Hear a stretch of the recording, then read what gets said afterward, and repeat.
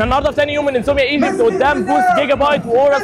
هنكلمكم عن اشهر الحاجات اللي هنشوفها النهارده، وكمان هقول لكم على شويه حاجات جامده جدا زي الار تي اكس 5090 اللي موجود في اللابتوب اللي ورايا ده، استهلاك قوي جدا كمان. خليني اخدكم بقى في التجربه اللي حصلت معايا في البوث بتاع جيجا بايت واورس في انسوميا ايجيبت، واللي في وجهه نظري كان في حاجات كتيره جدا نقدر نتفرج عليها، سواء اجهزه او حتى تجميعات او حتى شاشات. طبعا بالنسبه لي الماستر بتاع البوث ده واللي كان بالنسبه لي حاجه جامده جدا وهو اللابتوب اللي قدامكم ده. بيجي اللابتوب ده بروسيسور من انتل وهو الكور الترا 9، وبيجي بكارت شاشه ار تي اكس 5090 24 جيجا بايت جي دي دي ار 7، وكمان مع استهلاك طاقه 175 واط، وببطاريه قويه بقدره 99 واط اور علشان تقدر تستحمل كل الكلام ده. طبعا ده غير الشاشه الاوليد ال 240 هرتز وحاجات تانية كتيره قوي في اللابتوب ده غير طبعا الجيف اواي اللي كانوا عاملينه على كارت 4060 وعلى شاشات وعلى حاجات حلوه جدا، بس للاسف يعني ما كانش حظي. وعموما مبروك للي كسب، انا بجد مش متغاظ منك ولا غيران، الف مبروك ويا رب دايما كسبان. اما في النص التاني من البوث وكان سيكشن التجميعات، وكان في رايي اكتر من تجميع مميزه، والناس فضلت تلعب على الاجهزه، واللي لعب بابجي واللي جرب التجميعات، فعلا حاجه كانت لذيذه جدا وممتعه. وبما اننا جبنا سيره المتعه، فكان احلى حاجه بالنسبه لي هو موضوع الصوره اللي بتتصورها انت وصاحبك او انت واصحابك وبتاخدها في نفس الوقت، كذكرى جميله جدا من الايفنت، وكمان